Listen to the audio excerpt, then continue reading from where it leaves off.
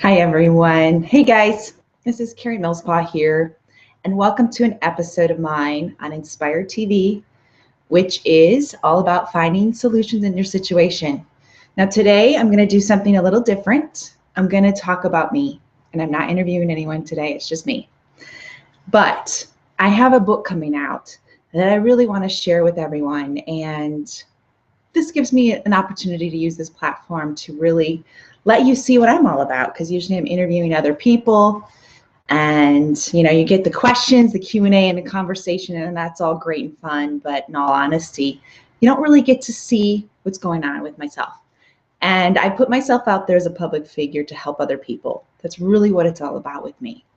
Overall, if you can't help others with the journey you've gone through, it kind of seems like it was all done in vain, or it was done for no good reason. And many of you out there that are listening have also gone through certain journeys and certain trials in your life, and you want to figure out what was the purpose of that too. And I truly believe that when you go through certain challenges in life, you should stop and help others through that same fire that you walked through. And that's exactly why I've chosen the career I have today, why I've coached people for the past 10 years, why I help people in weight loss, business, finding their purpose, working on themselves, inner work, things of that nature. That is my true calling in life. In the moment when I was going through so much, and trust me, we're all a work in progress by all means. You're always wondering, what the heck is going on? Life really hates me right now, or God must be punishing me. These stories we tell ourselves when we're going through this process that seems painful at the time. But when you get to the other side of it, you get to look back and go, you know what? How can I help others, inspire them to do and get to the other side of that chasm that looks like the Grand Canyon at times in life? And you think, I'll never get to that other canyon. I'll never get to the other side, and create a bridge and help those people create a bridge. And that's really, truly what I believe in doing, and why I've chosen this platform, along with other ways of helping other people. And my book is just another one. It's another way to encourage people. Now, first and foremost, just to give you a little heads up, and I'm going to read some chapters from the book. I'm going to talk about a few little areas of the book. I'm going to focus on divorce, relationships, self-love, weight loss, financial disasters, you name it. I've been through it all, guys. So I'm 40 years old, and I swear I've lived 80 years. So hopefully, most of the self-learning has happened already, and I can move forward and help others. But for the most part, a lot of things that you might be having challenges with today, I'm going to cover, which is very helpful to you. That's the whole point, is to give you some insight. And so you're going to get a lot of good, special little gems today that you can take and process and learn from and move forward in your life with confidence. And that's what this whole book's all about. So I'll start there. First and foremost, the name of the book is called I Overcome. And it's something I would tell myself every day. I chose that title because I would say it to myself. I overcome. I'd look back at what I'd gone through and go and remind myself, Karie, this looks like an obstacle right now, or it looks like a huge, pothole in the road of life, and I don't know how to get over it, or how do I get around it, God? What do I do? And I remind myself, I overcome. I get to do that every day. I overcome those challenges. I leap over those hurdles. I'm powerful. So I chose the title of the book, I Overcome, for those reasons. And then, of course, the subtitle is My Journey to Feeling Bulletproof, because in all honesty, every time I would get through that fire in life and come out the other side, literally, like dust yourself off, like, whoop, I'm bulletproof. I can do it. I got this, and it's a great confident feeling when you trust yourself and believe in yourself and know that God and the universe is always going to put in that next stepping stone in front of you. Your job's just to keep taking it, keep moving forward. So the title of the book is I Overcome, My Journey to Feeling Bulletproof. I will keep you guys posted when it's available on Kindle and hard copy, of course. So stay tuned for that. That's the beautiful part of it all. But the first and foremost, the reason is this book actually goes back almost 8 years. It'll be 8 years this fall in 2015 of the journey of when it started. It was back in 2007. And I've thought about writing a book for so long. And a lot of you guys might have this inner book inside of you. And you're like, I need to write a book. And you'll say it a lot. And it does. It starts to burn a hole inside of you. Do whatever it takes to just start writing. That's what I want to encourage any of you authors out there, wannabe authors out there. A little bit of advice is just to outline it. You know, don't look at it as a one giant book. How will I ever write, 300 pages? It's break it into chapters, break it into segments, and kind of work it through that way. Break off a chapter here and there. You just chip away at it like any other goal that I teach my clients in business. Just chip away a little bit at a time. And before you know it, you're like, whoa, I have a novel. I can't believe this. So if you're looking to write a book and it feels like it's burning a hole inside of you like I did, by all means, get out there and do it. Carve away that time to do it. My favorite writing time is in the evening. I'm a night person. My phone's not going off, email's not in my face. I'm not hurting any clients by ignoring them. My daughter's asleep. I don't feel like anyone's, getting the shaft and I'm shutting the world out. It's just peace and quiet, and I get in the zone and I'll write for 3 or 4 hours at a time and just knock out a bunch of chapters. So find your sweet spot. And that's my encouragement to any of you young authors out there that are looking to write a book or thinking of even starting one. So good for you. One of these reasons is, and I kind of dedicate this book to a close friend of mine that passed away a year ago this month. In fact, February 1st of this year will be her anniversary, 1-year anniversary date of her passing away. She was only 41 and she had stomach cancer. And she was a beautiful soul that helped me when I first moved from Michigan to Las Vegas. She was my hairdresser at the time, and her name is Shanna. She's a beautiful soul, and she used to say all the time, I'm going to write a #1 bestseller. No one will believe what I've done in my life. And she didn't get around to it, and I always wanted to. I would have been the first one to buy that book because she went through some amazing life experiences. And she would joke about it and say, I need to write my #1 bestseller because if I told you what, my life has been like, you would believe me. So in honor of Shanna, I'm taking the time to do that because I will be 41 this year. And life is too short. Cancer steals a lot of our loved ones away, unfortunately, along with other health instances and other tragedies. So make the most of every day. Leave this legacy. This book gets to live on past me and help others for years to come. And then all of that pain, sobbing, and tears isn't in vain. It's to help other people.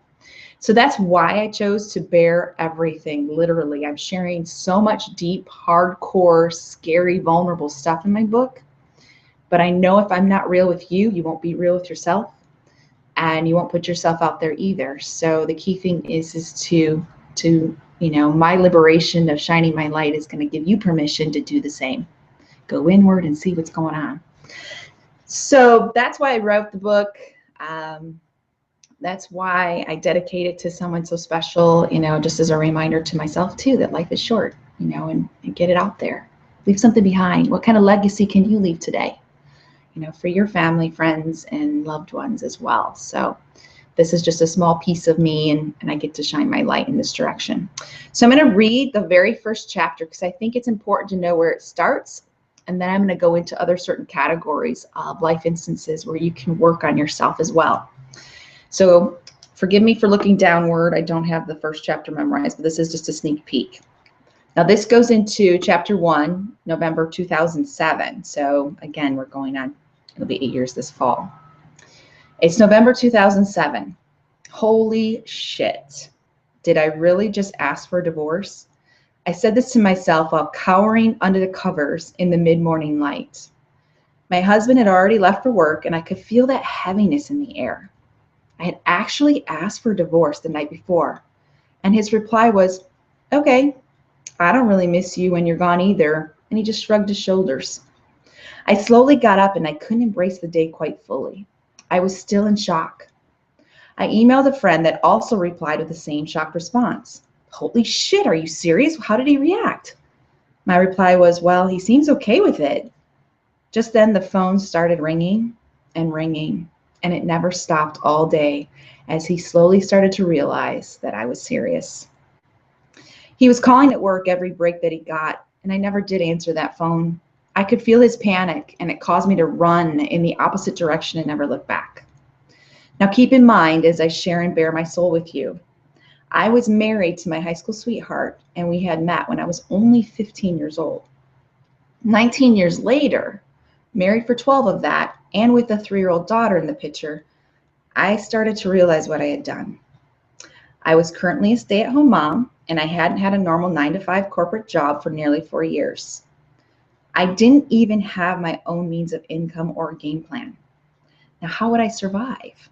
Where would I live? I just knew in my heart that I had snapped. I wanted my freedom. I wanted to be the real Karie, and I only saw that happening if I started to peel back what was no longer serving me anymore, the false bullshit that we create around ourselves, the facade. So here I am in suburb heaven of the Midwest of the United States, living in a decent-sized 4-bedroom home with 3 other income properties, as well as 10 acres of my dream land in my hometown of Traverse City, Michigan. I could literally have whatever I wanted and live very comfortably as a stay-at-home mom. And I was currently working on my house plans for those 10 acres. I seemed to have it all from the outside looking in. But that's the facade. On the inside, I was screaming to be heard. I had lost myself along the way. I couldn't even find a picture of just me without, of course, my baby girl. I used to model. I was in a pageant. I loved fashion, and now I felt lost. You see, I had to swing the pendulum as far in the other direction to really see who I was before I found balance again. So I swung it really, really hard. So sit back and enjoy this fun ride as I go from a married, stay-at-home mom, housewife, Sunday school teacher, to leaving it all behind and moving over 2,000 miles away from everyone and everything I knew to a land referred to as Sin City, and posing in the deserts of the Las Vegas area in lingerie. I literally had to run away to find myself. No lie. So that's just kind of a snapshot of the very first chapter. And of course, I had to at least give you the foundation of what all of that looks like, because I did what I was told to do. I did what I was supposed to do. I did what everyone thought I should do. Does this sound at all like something maybe you're doing right now? I met a boy at 15. I married him 7 years later. Isn't that what you're supposed to do? You know, I was 22 years old. I got engaged at 20. My older siblings, they got married younger. So in my head, I had waited. I held out till 22. Look at me. Woo woo. And, you know, my mom was married at 18. I had a sister married at 19. Another sister was married very young as well. I think she was 18 as well. So in my head, you know, I was the 3rd daughter to get married, and at least I waited till I was 22. I'd been on my own for 3 years. At least I did that and proved that to myself. You know, I had proven my independence. But that's just, again, you fall into the flow of society. You become another sheep. You don't think for yourself. You let others think for you. And that may be hard to hear for some of you. And if it triggers you or sends a pain point, this is a good time to go inward and go, I wonder why what Karie just said bugs me. You know, because it's not me. I'm pushing a button of something that you need to work on, you know, or maybe I'm shining a light on an area that's bothering you. So what happened in my instant was I had waited literally 12 years of marriage. I had a baby 8 years after we got married. I was 30 when I had my daughter, was told I couldn't have children, had a miscarriage, then kept trying because I'm very stubborn. When you tell me I can't do something, I tell you to pretty much watch me do it and take a picture, you know, kind of attitude. I like the challenge. But overall, I did what I thought I was supposed to. You get married, you get a house. We bought income properties. I was dreaming about this 10 acres I had in my hometown. I always wanted to move back there, or at least have a second home there. And again, some of you may be judging and thinking, what a selfish, ungrateful bitch. She had everything. But I didn't. I didn't have me. All that stuff around you is just stuff. When you have lost yourself and who you truly are on the inside, you're empty. And trust me, I was filling that void with everything I could think of. New cars, toys, new stuff, shopping, all that external things. But I kept forgetting that true Karie was gone. She lost herself trying to please everyone around her. I went to the church I thought my dad wanted me to go to. I did everything I thought. I even married the person I thought my dad would get along with best because they had similar interests. Anything I'm sharing with you sound familiar? And when you try to please everyone else, you just lose yourself altogether. It's something you should never even give it a, don't even bother trying to please everyone. It's impossible. Don't even try.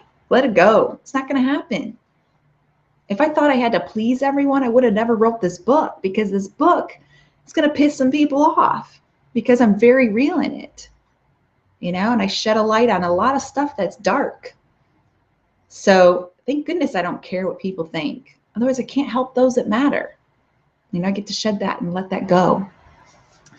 So I was raised as a Baptist pastor's kid, just to give you a little more insight, which again, that perfectionism. I was raised so strict. I wasn't allowed to wear shorts. We didn't go to school dances. I wasn't even allowed to go to movies. Okay, so you can get a little feel, and you might have been raised in a similar home or know of somebody like that. It's a very strict upbringing. It has nothing to do with God. It's all religion. It's all man-made rules. You know, you've got to separate that religious man-made rules of really religion's God, you know, men trying to get to God or create some type of boundary to control men. That's how I see religion. It's very heavy to me. Spirituality and God, that's the playground I play in. I'm connected to my divine source. I'm connected to my angels, my guides, and that's my spiritual connection. That's where I plug in and become vibrant. The heaviness of the strict rules, I always fought that my whole life, thinking, why would somebody in church complain about a guy with long hair? I don't understand. Jesus had long hair. Those little questions as a child would come up, and I would bubble to the surface. I don't understand what's so bad about that. You know, the things, the little silly rules, it didn't make sense to me. It's always good to ask questions. Always good to keep learning. You know, and that's what keeps you from going in the flow of society, just being a sheep, following the sheep in front of you, never asking questions, never even wondering why are you going in this direction in the first place? Well, because everyone else is. Well, what if they're wrong? What if they're all headed to the slaughterhouse and you're another sheep following that sheep in front of you? You're in trouble. So it's good to ask questions and get awareness and wonder why you believe a certain way. So I literally did lose myself. And in fact, I'm sure you guys have done this. This is what it really hit me. There's two instances. I was finding friends through classmates.com, and some of you guys might remember that. I was so excited to connect with some old friends, because you go through high school, you get to the other side, you go through college, you get married, have kids, and you start to wonder whatever happened to so-and-so. Thank God for the internet. You can start to hunt down people, and I would find friends on Classmates, and some of them had a MySpace at this time. I remember this was 8 years ago, so before Facebook and other social media avenues were super popular. I went to find some pictures of myself for my MySpace, and I couldn't find any. Well, I had gained so much weight. I'm sure I hid from the camera, number one. But it goes deeper than that. I lost myself, which is why I gained the weight in the first place. I stopped caring about my appearance. I stopped caring about clothes. When things got too tight, I just moved into the mommy sweatpants that we've all worn. And now that was my new fashion style, which if you knew me prior, you'd laugh. Like, Karie, sweatpants? She don't own sweatpants. Yes, I had them in every color. I was that mom that, if you're lucky, I took a shower that day. And if I did, I threw my wet ponytail up behind my head, and that was it. If I put lip gloss on, that was even more magical. Now, what am I telling the universe? What kind of self-love message is that? That I don't matter. That I'm not important enough to stop for 5 minutes and put on some makeup or actually do my hair. That I'm not that important. So when you start to see that pattern and you start to treat yourself that way, others around you start to treat you the same way, because that's the new standard. Isn't that a sad reflection? The standard of how you treat yourself is how others around you will treat yourself. So pause for a minute, reflect. Are you angry with anyone in particular about how they treat you right now? Is it your husband, your wife, coworker, girlfriend, boyfriend, daughter, child, you name it? Are you angry with how they're treating you right now?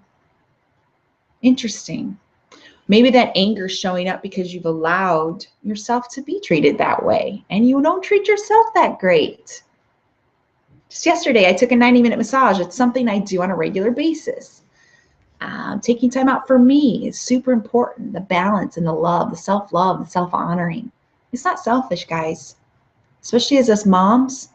I can really speak to moms because I am one. I'm a single mom of a 10-year-old. The guilt that we feel when I think I swear it starts at conception, doesn't it? To, oh my gosh, should I be eating this? You're pregnant. I feel selfish. If I eat this, it's not good for the baby. You know, that selfishness starts to trigger, and that guilt starts to show up right at conception. And it just keeps going through the whole years of your child, I swear. But you get to let go of that and know that when I take care of me, I get to be a better mom. I get to show up more happier and fun. Of course, Shyla, my daughter now, gets it. You know, like, Mommy, you go with your friends. You take a date night. You go do your thing. I'll go play with my friends, and then tomorrow we'll have time together. She knows Mommy's much happier when she takes time out for herself. I have to do that with my clients as well. I have certain days I work with just clients, certain days I just focus on my own business. It's all about the balance and the love. But it's a journey. I didn't show up this way overnight, because 8 years ago was when I snapped, because I didn't do those things. I completely lost myself in my daughter and her needs, my husband and his needs, the church and their needs. What are my parents thinking? What do they want? What do my sisters and siblings need? What is this, you know, the next Sunday school course that I'm going to teach? I was singing praise and worship in church. I was doing everything for everyone and what I thought I should do, what looked right on the outside. On the inside, I was screaming to get out, screaming. And if you don't listen to that whisper, it'll turn into screaming. It does start as a whisper, and I ignored it for a really, really long time. And I just felt like I was in a box, a suburb box. And I kept hearing God say, Karie, you were meant for more than this. You're not a wallflower, honey. You're meant to be on stage. You're meant to be out there. You're meant to minister to women. You need to get out there and help people. You're hiding. I would all felt like just icky inside, like I was screaming, but no one could hear me. And I'm sure some of you guys feel that way, or you feel like I'm a butterfly, but someone clipped my wings. I need to get my wings back. You know, this sucks. This isn't cool. So I'll share with you another little aha moment I had. I had created this beautiful little display, and I'm sure you've seen it, and this is funny. Everyone's made one. It's like a little collage, a little book of all your dreams. I made this in the 8th grade. And I found it. I have this beautiful memory box. I keep like little mementos like this of report cards, and my mom's kept all my, you know, little ribbons, you know, from racing, track and field days, things of that nature, 50-yard dash, 100-yard dash, all the sprints and all those ribbons and things and trophies and stuff that you've gotten in medals. And I was whipping through this, and I remember just sitting in my home in Michigan in the office area there, and I was looking through my dreams and goals. And I'm like, oh my God, this is from 1988. When did it, it's now 2007 when I chose to leave and run away. I'm stuck in a city I hated for 18 years. I'm married to someone that doesn't even know I exist. It's been a loveless marriage for almost the entire 12 years. I want to say at least the last 8. The last 8 were horrible. It was like roommates. We never had a soul connection. He's not a bad person, just so to clear that out. He is the father of my daughter. He's not a bad person. I'm a very spiritual, woo-woo kind of girl, and he's a very logic, you know, everything's got to make sense kind of personality. Again, 2 opposite people. I'm all about transparency and sharing my emotions. He's all about hiding his emotions. We never had a true heart-to-heart talk ever in the 19 years we were together. We never sat down and had face-to-face real conversation. So I didn't know what I was missing out on until obviously I started dating and getting out there. And then I really see what a gaping hole of a loveless marriage it was. It was just going through the motions. We were like roommates. And I know in God's heart and design, he doesn't want that for you. He's got so much more for you out there, you know, and I'm going to go through, there's some questions that are coming through, and I will get to those, I promise, before the hour is up. And overall, though, you look at that relationship and love it for what it is and let go, you know, and that's what I did. And I knew I needed to get far away from the area of Michigan I was living. I needed to move west. I don't know why, but I could feel it in my heart. I was looking in California. I could feel like I was supposed to come there. I'm very intuitive, but I haven't really honed in that skill until the last few years. But I could feel this pull, Karie, come west, you know, come this way.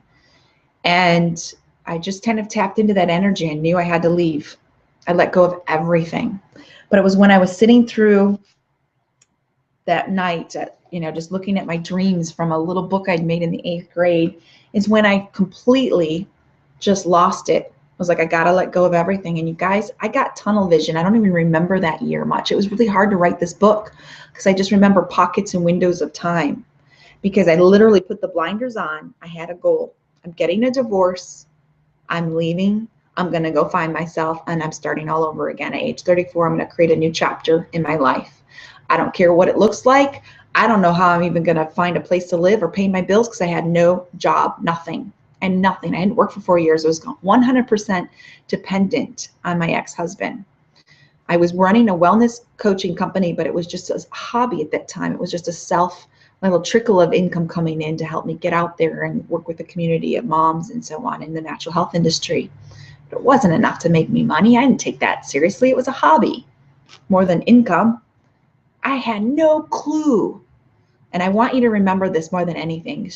Just take the leap. The leap of faith is everything. Just do it. The net always appears. Always. When you hold yourself back from jumping, you get to stay there stuck. And that's sad, because as soon as I had made up my mind, everything fell into place. Everything. My ex-husband then got an early retirement buyout from Ford Motor Company, which is where he worked at the time. He got $100,000 before taxes. We split that.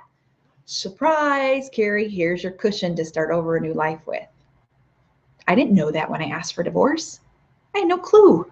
I didn't know what it was going to look like. I just knew I needed to leave. I felt like there was this noose around my neck. If I didn't leave, I would die. Not die physically, but my spirit, who I truly am, would die. And I'm not all about divorce, guys. I'm not the little divorce cheerleader over here. I am all about leaving what doesn't serve you and letting go of things that don't serve you and your higher self and your best interests. And I'm all about grabbing onto what does, clearly. So don't think I'm all about divorce, but I am about leaving bad relationships and bad instances and situations. Again, it's about finding the solution in your situation. I found one and I escaped. And I walked away from my blueprints of my dream house of 10 acres of property. I walked away from 4 houses. I walked away from that cushion of having a new car every couple of years. All of the benefits and stuff that came with being a stay-at-home mom, the husband with a great job at the time. I left that comfort zone, and it was a nice, soft, cushy one. To do what? To find me, to find my freedom. That was number one. Now, it's interesting, when I switched that in my mind to find myself, everything else started to show up, the things that I've been wanting. I started to lose weight. I started going to the gym. I started eating foods that actually reflected how I felt about myself. Instead of punishing myself with foods that weren't good for me, I started eating better foods. I started nourishing my soul and my body. I started to see Karie differently. I started to look in the mirror instead of saying, golly, I need to do more sit-ups, or I should start running. Look at that flabby ass. I started seeing, look at that pretty smile. Those blue eyes are shocking. Look at that bright energy, that vibrancy. Look at how much fun you can be when you laugh and share and you're loving. How beautiful that person can be. How do you make people feel? That's number one. I used to care so much about everything being perfect. Getting on stage and talking to people, yeah, I pick up my outfits and everything's great, but I'm not so caught up in, are these the best shoes ever? Is this the most perfect dress? I don't spend hours and hours and hours tormenting myself about what I look like before I leave the house or get on stage to talk to the next group of people. It's more about the message. How do I get you guys to feel or see something new that you can change in your life? What can I leave you with today? These golden gems for you to just realize your own strength, that you too can overcome. That's number one to me. Not whether, my earrings match my bracelet or my ring or whatever. The details are irrelevant. It's how do I make you feel about yourself? What can you change in your life? What's no longer serving you? What gets you to move forward? So in the last 7 years, I've really honed in on the self-love. I work with clients all over the world to do the same thing. See what you love about yourself and focus on that. I took it a whole nother step further 5 years ago. I really got introduced to the business coaching world, and business is my drug of choice. I love it. I love inner work and I love business, and I like to mirror the two together because you can't do one without the other. If you go into business for yourself, it is a crash course on self-development, 100%. You will learn more about yourself than anything else. Going into business is no joke. So I love to help people find their purpose, obviously, and turn it into profits, turn it into a business that works for them. That gives me pure joy when I see people light up and not just do what they love, do what they're great at, but also make money doing that. So that's exactly how, that's their being, that's their lifestyle now. So that's what I've been doing for quite a while now. So that's my passion. But more importantly, you know, the self-love factor comes and shows up over and over and over and over and over again. And I encourage you to read books and go in more detail about self-love, to really figure out what that is. Think of it as honoring yourself, saying no, setting healthy boundaries. You know, if you've got a friend that keeps pulling at you every day, all day, pulling you into their drama, you need to start setting some healthy boundaries. They're sucking your energy. And that's energy you could be giving to your family, your friends, yourself. Yourself. It's okay. Love yourself. And then you'll see everything shift around you. Your boss treats you different. Your kids start to respect you more. Your loved ones, your relationships, your partners start to show up in a different way because you already set the bar up here. As long as the bar is always down here, you're going to have that same repeated behavior and patterns that show up. When you see a pattern, you get to go inward and go, what's going on here? How can we shift this? So that's a little bit around that. I want to just share a little bit too. My weight loss showed up when I loved myself. It wasn't hard. It was, okay, I get to eat healthy and I get to go be more active. Moving Southwest did help. I have to give us a perk there. Cold Michigan, winter months are no fun. Here I get a lot of beautiful desert landscape here in the Southwest area. California's close by, Zion, Utah areas close by, Arizona.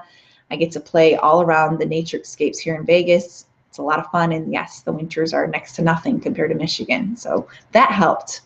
But I hired a trainer, I worked on myself, and I never stopped. I've always worked on myself. I had just had a session with the coach this morning, no lie. So it's something you consistently work on in that self-love aspect. Now, the beliefs patterns, I want to talk about beliefs here for a little bit.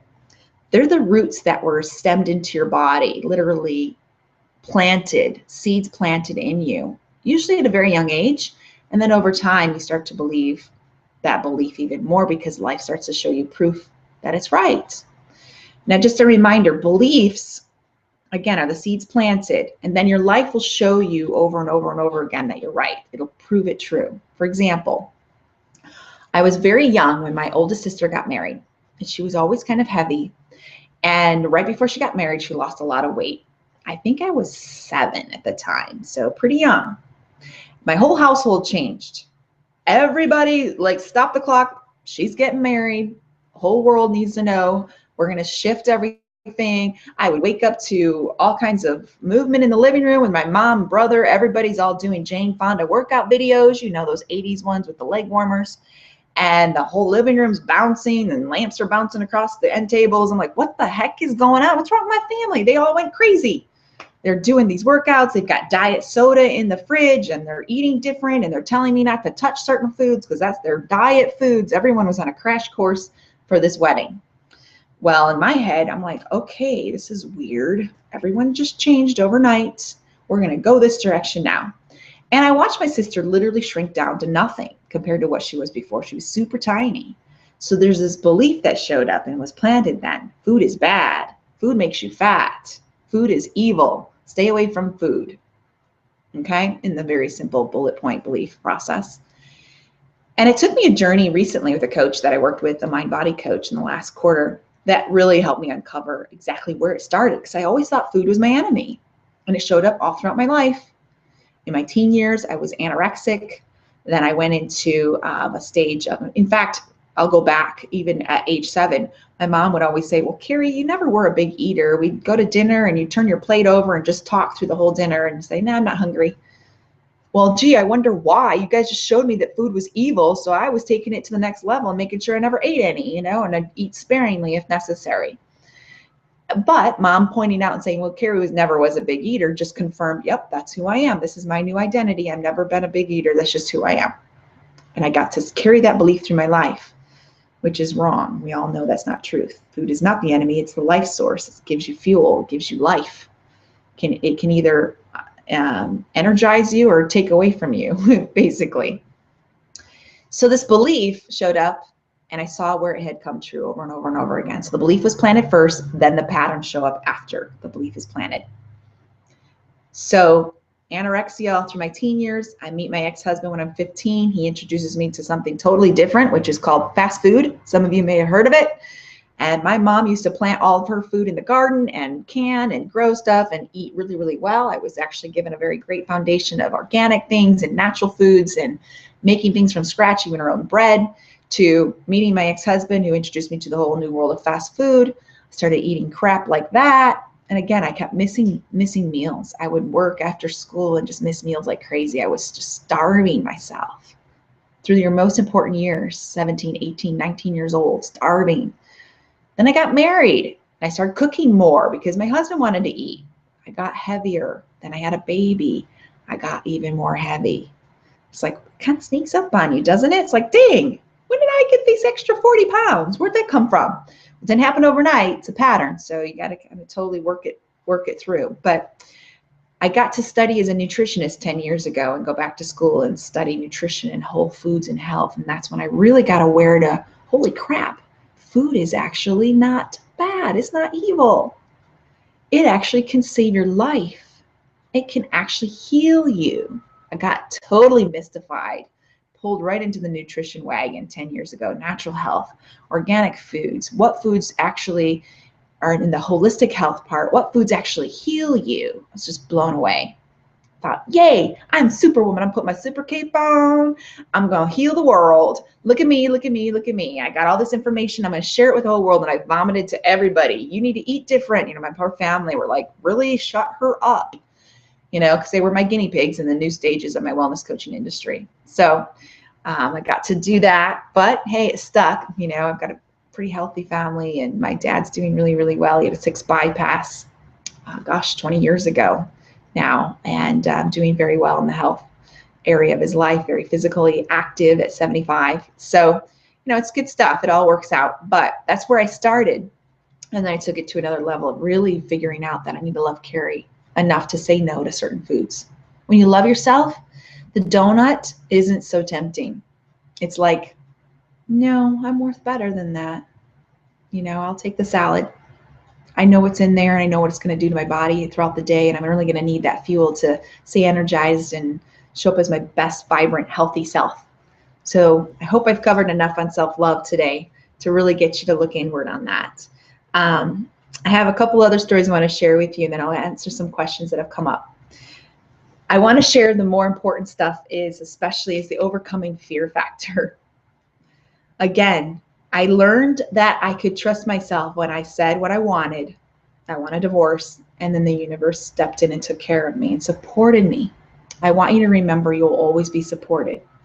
I did the same thing when I left my job in the corporate world, which again is like a comfort zone, and I chose to work for myself. I didn't even know all the details yet. I had a strategy in place. I did build a bridge, but everything wasn't panned out yet before I took the leap. Again, the universe jumped in and supported me and took care of me. I knew in my heart it was time to go, time to leave the corporate world and work for Karie. I encourage you to do and trust that inner voice, trust your wings, trust yourself, trust the process. And I would see those words all the time. It's a great little reminder from the universe to trust myself. You are more powerful than you realize, and you really can overcome. More than anything, we all have the same power. I don't have more magic superpowers than anybody else. I just realized they were inside of me. It's just a gift I had inside of me, and I chose to open it up. That's all. You have the same gift. So more importantly, here's a fun little story of fear. And this is in the book as well. Back in 2011, I believe, yes, 2011, summer of 2011, June, I had a very adventurous boyfriend that brought out a lot of fear in myself. He did a lot of fun things that I always wanted to do, but I was afraid of. And I get to share a lot of this in the book of overcoming. Sometimes you have these things on your bucket list. I had a bucket list. So I had 18 months where I chose to do something I was terrified of or hadn't done yet. For 18 months, I planned something every month. And it was so much fun because I saw as I started to play bigger, my professional life started to get bigger. I made more money. I closed more deals. I was living out loud. My relationships were better. My relationship with my boyfriend was better. I was playing outside my comfort zone. When you live a bigger lifestyle, live bigger, you totally change everything. Everything shifts, a whole different level of vibration. So I went camping with my boyfriend at the time, back in June 2011, and he had hinted prior that we were going to take a trip near a river that's known for river rafting. Miss Karie is not a good swimmer, okay? One thing I am terrified of is water. Throw me off of a bridge or heights or skydiving, not scared, it's fun, it's adrenaline, but it's not my fear. It's not that bone-chilling, terrified, oh my God, I'm going to kill you if you make me do this kind of fear. And that's the fear I had around river rafting. It was pretty real. Now, I'm not talking about danger here. I'm talking about fear, which is those ghosts in your head. You know, fear, you know, the acronym, false evidence appearing real. In my head, I was going to die on that boat, that raft. I was going to get sucked up under it. I was going to drown. I was going to leave my daughter without a mom. All this crap showed up in my head. Total fear. And it's just because I didn't know what it looked like. I didn't know what it felt like. I had not done it before. When we don't know what it feels like to do it or haven't walked through the process yet, that's when fear gets to play. Now you get to choose how much fear shows up in your life and how much energy you give to it, because it's always going to be there to hold you back. It's always going to be there. So in this instance, I chose not to go river rafting. He even took me to the local outfitter of that area to try to get him to talk me into going river rafting, which didn't work. It just made me more mad. I told you I'm not going. What part don't you understand? He still teases me about this to this day. The thing is, and they're joking about these 9-year-old Cub Scouts that are getting off the raft. Like, Karie, I think those were 9-year-old boys that just got off, and you're sure you don't want to do this? Okay. You know, making me feel really stupid. But I'm like, I told you I'm not doing it. I just wasn't mentally prepared. I'm like, I thought we were hiking today. Let's go for a hike. So we took off for a hike, and I literally felt like crap.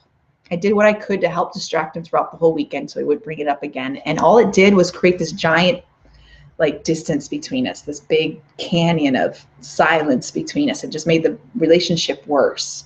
You know, I just kind of built this wall around myself, trying to protect myself from this. So he took off for 2 weeks. I went back to Las Vegas, and I could not stop beating myself up all the way home. I'm like, why didn't I do that?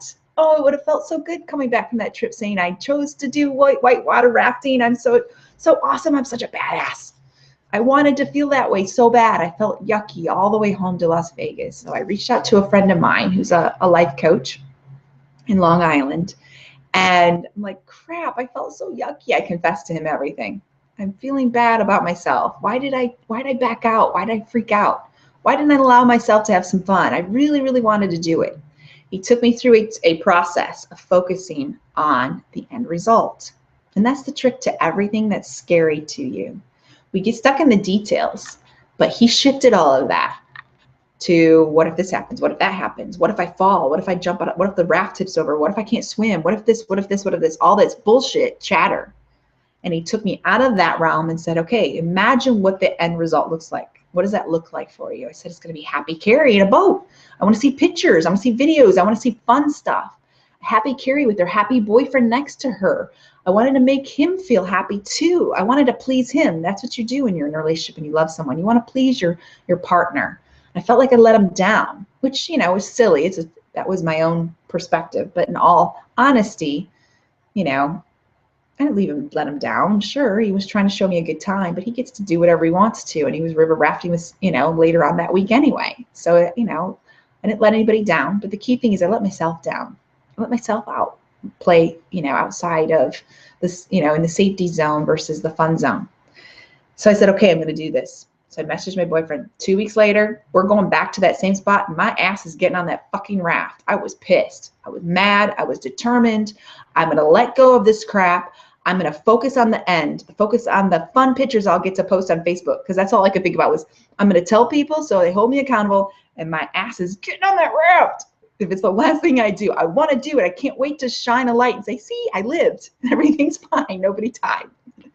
So that's the determination. When there's anything in your life, look at the end result. Look at the fun, the end goal. What does the goal look like? What does that finish line look like? Paint that picture and keep your mind on the picture. Trust me. So that morning of the river rafting experience, we had booked a half day, category 4, like no joke. This wasn't just a jolly ride down the river. This was category 4 where we hit class 4 and 5 rapids. The river was flooded that year big time, and it was actually dangerous in some areas that they had sectioned off. And I didn't just go down once, but 4, 5, 6 times because it was a half a day fun planning trip. So that morning, I couldn't even sleep that night. I was just in anxiety. I got up that morning. They go through the safety rituals. They're talking about in case the raft drifts over or you fall out of the raft, this happens, and I'm just freaking out again. Like, no, no, no, Karie, focus on happiness. Focus on the end result. Focus on the fun pictures. Focus on the fun pictures. I looked at my boyfriend and went, is this just worst case scenario that they're going through this for us? He's like, yeah, unfortunately, it'll never happen. I'm like, okay, cool. You know, he's a little daredevil, adrenaline junkie. So focused on the end result. I got in that raft. I had so much fun. The whole day was fun. It's like, what was I thinking? The adrenaline afterwards was amazing.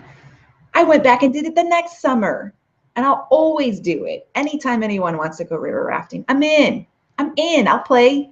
So when you ever have a fear obstacle show up, remember my story with the life coach that said to focus on the end result. If it's speaking for you, or what is it going to look like? Think about the end when people are going, that was an amazing talk. I'm so happy you chose to speak to us today. You know, instead of being afraid of the stage fright or what will people think of me, think of the end result of the people high-fiving you and thanking you for sharing today. Maybe there's another instance in your life that you're fearful of. You get to choose what that is and always focus on the finish line. Because when the journey gets kind of rough and the obstacles are scary and they look a little bit like, oh my gosh, I'm going to hit this over here and I'm going to hit this rock over here. Remember the finish line at the end. Yay, happy boyfriend, happy Karie. Life is good. We've got pictures and memories for life. He gets to tease me about it till the day I die. Yay, so much fun. So focus on that. That is my little gem for you for when you have anything that's scary as hell. Scary, scary. And again, fear, not danger that I'm referring to. Fear, not danger. If you're dangling from a cliff with your fingers barely hanging on, that's a different story altogether. Danger is very real. This is just fear, me making up stories in my head that something bad was going to happen. And I'm sure we all do it. We do it in many areas of our life. Focus on the end result. That's my gem for you today. The key thing is we get to put on glasses every day. And you've heard of the rose-colored glasses. And you get to choose 2 things every day. Do I want to put on my glasses that say faith, trust, everything's going to work out? Or do I get to wear glasses that scream fear? Everything's danger, danger, danger. Everything's going to hurt you. Fear, everything's bad, scary, dark. You know, I used to wear my fear glasses a lot, and sadly I wore them a lot in a relationship I was in, and everything looked like a red flag. Because whatever happens in your mind first is what's going to happen in the actions. You get to choose. Your perspective really is everything. If you choose to have a great day, you're going to have a great day. If you choose to have a bad day, you're going to have a bad day. You're that powerful. Always focus on what you want, not what you don't want. For years, I was focusing on that. I don't want this to happen. I don't want this to happen. I don't want to gain any more weight. I don't want. So what happens? You gain more weight. Instead of focusing on, I want to have a fit, healthy body. I want to have a financially successful business. I want to have loving, happy relationships. I want to have an amazing relationship with my daughter. Focus on the wants and make them their happy, yummy, positive, faith-filled, trusting yourself kind of glasses. Wear those glasses every day. The fear ones, they're scary. Because when you're looking through those glasses, everything is scary, dark. The world is evil. It's going to get you. Stalkers are out there going to get you, lurking. Relationships, if you're focusing on all the heavy, scary stuff that you don't want your partner to do, that's what's going to happen because you're giving all your energy to it. So put on the faith and trustworthy glasses. I highly encourage you to do that. Now, I want to encourage you guys, and I've got a couple questions that people have written in. that I've gotten. I want to touch base on those too. But real quick, I want to share one more fast story that's in this book. And this is the hardest part about finishing the book, is I'm still living it. So when do you actually end the book? More importantly, I have started up 4 businesses. So I've learned a lot the hard way, you know. And you've heard the term, the school of hard knocks. That's me. That I have to sometimes learn that the stove is hot by actually touching the stove to make sure it really is hot. You know, I'm that type of learner. I can be a tough, hard-headed person at times. So with my past businesses, I had started up a business in Las Vegas.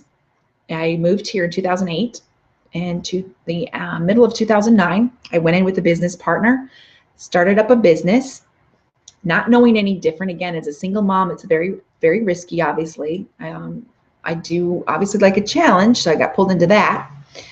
I knew I wanted to work for myself. You know, working for others has never really sat well for me. I'm very much a free spirit and like to be creative and like to think outside the box. Doing the same mundane thing over and over again for someone else never really sat well for me. So when I was always in a job, I was always looking for a way out. It was always temporary. What can I learn while I'm here? And then I'm on to the next opportunity. So in 2009, a business partner and I started up a company called, it was a digital media company, working with online digital media for companies and events all around Las Vegas. Well, overall, long story short, the investors that were starting to go up with the actual business that we had in place, the angel investors, they pulled out at the last minute. So we had all this funding. Again, I'm working for free, putting my own money into this business. And these other investors were going to come in as well.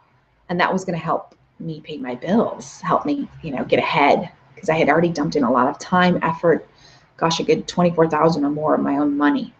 So on August 3rd, 2008, darkest day of 2009, sorry, one of the darkest days of my life. In fact, I blog about this in a short instance, and it's a part in the book too. Our investors literally backed out of the bank at the last minute. At that time, I was just pulling and pushing, like saving, knowing they were going to dump a ton of money in and everything would be okay. I had $30 to my name when they dropped out. I was in the parking lot. I had just met with a client. It was hot, humid, it was sticky, nasty. Feel yourself, August heat. I'm in my dress and heels. I just met with a client. I get the phone call from my sales manager at the time, letting me know the bad news. They pulled out. We don't know what's going on. There's no money. We're stuck. We're right back to square one again. I knew in my heart I had $30 to my name. I had a car that was on E. I needed gas. I was on the other side of town. I have a daughter at home that's hungry. I collapsed. I could still feel my knees literally hit the asphalt. Oh my God, I'm going to have to start all over again. I'm going to have to call my parents. And somehow mommy's going to have to fly me home. Was the most defeated feeling on the planet. I remember calling my mom on my cell phone, just crying and sobbing into her answering machine. I don't know what we're going to do. I don't know how I'm going to feed Shyla. We're going to be homeless. I don't know what's going to happen. I freaked out. And the feeling of going back to your parents at age, what was I then, 36? Oh my God, it was the worst, heaviest feeling on the planet.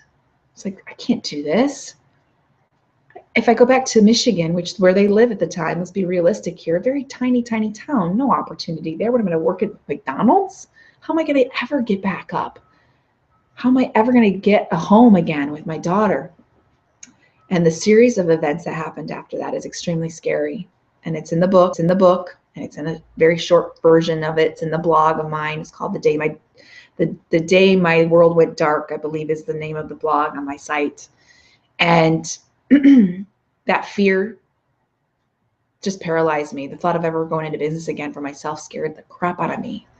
But in the book, I talk about how the universe stepped in, took care of me. I literally was days from being homeless. I was evicted from my apartment. I was 5 car payments behind on my car. Every tow truck, every noise sounded like a tow truck showing up to take my car away and repossess it. My daughter looking into her beautiful face as she says, Mommy, I'm hungry. Mommy, I'm hungry. Me not knowing what to do, reaching out to others and finding, oh my gosh, I can get food stamps. I don't even know how to do that. Sitting next to homeless people as I'm going through the line and getting questioned to just get food stamps so I could feed my child. Most humbling experience of my life, darkest moments of my life. Thank you, Jesus. They were only for a few months in 2009. Literally, I endured that pain for just a couple months. It was not my comfort zone. It was my pit. I call it my pit of despair. Thank you, Jesus. I did not take up residence there and stay there. Some of you choose to stay in your pit. I chose to get out as fast as possible, start to climb, build a ladder, get out of there. And the beautiful story is, yes, it does have a great happy ending. But when I chose to go into my business again for the first time ever on my own, globally, I hired a business coach 2 years ago. Well, it's going on 3 years now, where she taught me how to take a community business into a global online platform to give me that virtual lifestyle I want, so I can truly work from anywhere in the world. I have the flexibility to travel. I have the flexibility of still being a stay-at-home mom and do my business and help others all over the world. It's the best feeling on the planet. But I built a bridge this time. I didn't take the leap of faith without having some confidence in there completely. It's still scary, but knowing that you've done the work on the back end to help create this on the side while you're still working. In fact, I have a program coming out called From Employee to Entrepreneur, where you do take the leap of faith with confidence. You do build the bridge if you're ever interested in doing a business on your own. And you don't know what it looks like, but you're afraid to leave your job. You need that transition period like I did as a single mom without any other sources or means of income. I did the same thing, and I encourage you to work with me on that. I can show you the ropes. It doesn't have to be scary or hard. You can take the leap of faith with confidence like I did. So I hired a business coach to do exactly that with me 3 years ago. Best move I ever made. Again, you're unstoppable, guys. You can overcome anything. I'm living proof. I'm just reminding you. That's all. I'm just reminding you of your own power. It's not about me or my story. I just get to shine a light on you, show you your own strengths. I don't want you to forget that ever. So I'm just going to touch base quick. There's a couple questions that came through, and I'll wrap this up for you guys. And I cannot thank you enough for joining me today. I hope I've given you some tools and some things to really think about on your own to go inward. So that's what it's all about. So the question one that came in was, what exactly is inner work, from Debbie H. And I use this term, and I forget sometimes it is esoteric. Or not everybody understands what I'm referring to when I say inner work. Think of yourself, your emotional self, and emotions are just triggers for you to go inward and think about, okay, why is this showing up for me? It's just a pattern. Don't turn your emotions off and on. They're not a switch. It's something for you to go, hey, let me get some awareness around this. Why am I feeling this way? And to go inward and just kind of get some self-awareness and reflect it and shift that pattern, or love yourself. What do you need to shift and alter here? So that's what inner work is. Think of it as you're going through the journey of life in a broken down car and a flat tire. Inner work is when you get to pull over, make a pit stop, get the tire changed, fix the car. Now your journey's not so rough. If your life journey feels so hard, this is a good time to pull over, make a pit stop. What's going on here? Does the tire need to be changed? Does the oil need to be changed? What else is going on? What maintenance haven't you been doing on yourself? Inner work looks like many things. It can be in the form of a book, a coach, a mentor, a guide, a hypnotherapist, an NLP coach, counseling. Yeah, that's good to go inward that way, but a coach actually helps you reflect and then shows you a game plan to move forward. I believe in counseling somewhat tends to look in the rearview mirror too long. There's a reason why the rearview mirror is this big versus the windshield. Us coaches like to focus on the windshield. Glance in the rearview mirror long enough to know where you've come from and why or where that pattern showed up from. Keep your eyes focused forward. Coaching is very forward thinking, which is why I'm all about getting mentors and coaches to work with myself. I don't want to be focused on the garbage pile that I left behind me for too long. Don't go shopping in there looking for more stuff to be bitter about. Move forward, learn, live and learn, and move forward. So that's what inner work looks like. It's books, it's educational workshops, coaching workshops, coaches. When people ask me what I do, I say, well, I'm a blonde version of Tony Robbins, because everyone's heard of Tony. Just to give you an idea. I'm into the self-help. I'm into the journey of life and looking inward and really working on who you are. So when you do take those pit stops, now you get to have smooth sailing because the car is working properly. This vehicle, it's your body, who you are, what your genetic makeup is, your energy, your vibrance. That's what your spirit lives in. You get to work on that. That's your vehicle of choice. And you got to take pit stops. You got to work on yourself in order for things to work properly. If things aren't working properly, again, there's that pattern. Time to stop and pull over, and see what's working, what's not working. So that's what inner work is, Miss Debbie. I hope that helps answer your question. Another one that came through is, when is the best time to go into business for yourself? It's kind of like having a baby. There is no perfect time. But the question, that's the short version. The perfect question for you to ask yourself is, if this is all you can think about, it's time to do it. When being in business for yourself or starting a business is all that consumes your time and energy, you need to do it. You've been putting it off for too long. You're going to snap like I did. When you put yourself off for too long, you'll snap and you'll go so far the other way. Let me move to Sin City, get a divorce. I was a pastor's kid, and they're like, oh my goodness, what happened to our daughter? Crazy woman, she took off and went to the extreme. I have swung back, just so you all know. The ending of the story, obviously, Karie's back in balance mode and found her purpose and her song and her dance to sing to and dance to. But there really is no perfect time. The key is, work with a coach, work with somebody, a mentor, somebody that's done it before you. Don't wing this. Don't go out there guessing and blindfolded.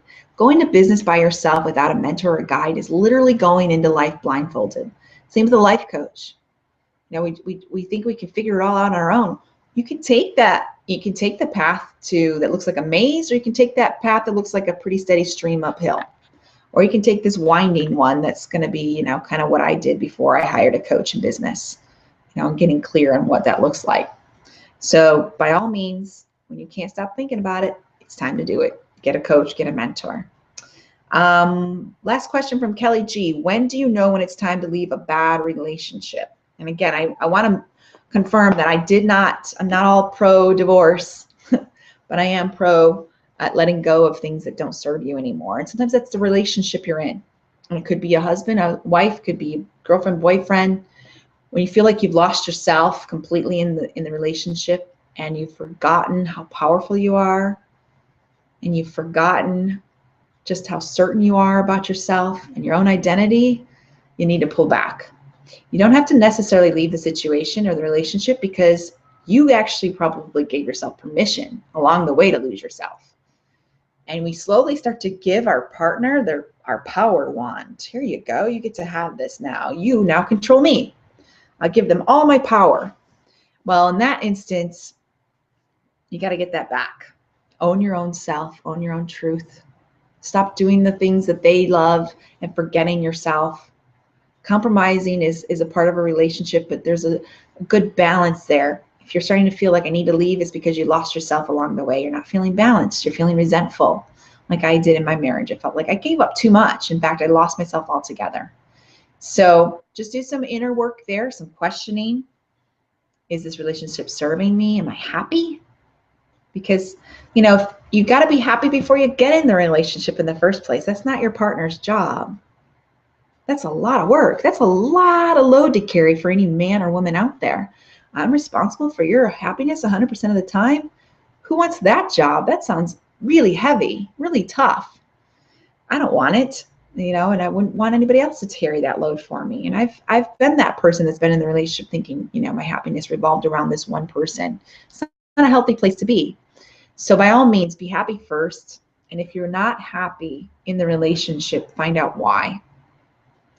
Did you let go too much of what you love to do? Get back into your hobbies, get back into the balance.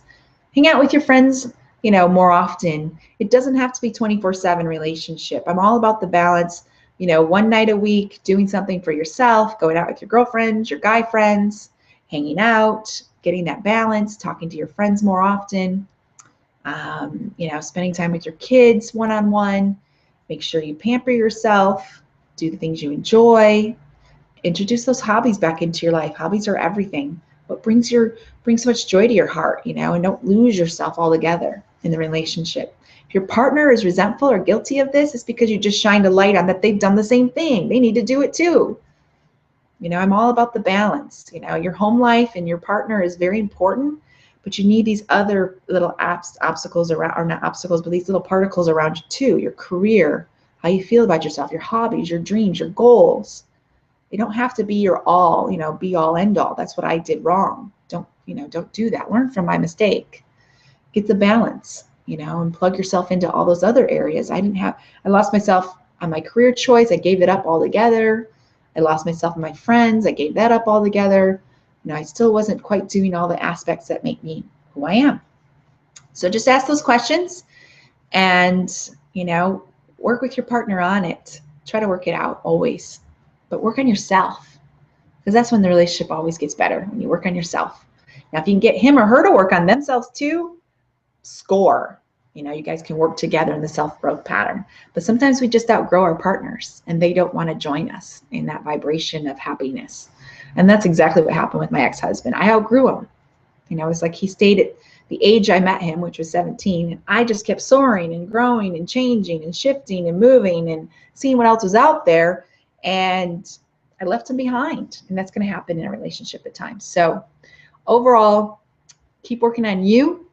If they want to keep up, great. If they don't, you're only responsible for you at the end of the day. So live for yourself. Again, it's just the best reminder. We've all heard it. You got to put your own oxygen mask on first before you help others, right? So it's not selfish at all to focus on you and what serves your purpose and your light, and keep that shining brighter. I hope I've inspired you today. You can go to my website, kariemillspaugh.com. You can connect with me if you want a coaching session, some clarity in business. I can help you with so many areas of your life. And of course, if you're really intrigued about the Employee to Entrepreneur program, that's going to open up soon too. So happy to help you with that, how we create a bridge so that you can leave your day job for your dream job, just like I did, which is so much fun. Once you get to the other side of life, you want everyone to come with you, and that's why I shine my light, wrote this book, why I blog, why I do videos, why I coach, because I want everyone to get to the other side. It's more fun on this side. The learning and self-awareness is a great journey. So I hope I've encouraged you. Again, go to kariemillspaugh.com for any more information. You can find everything on my site. You can find me on Facebook. I'm a big social media advocate. Love to connect with people on there as well.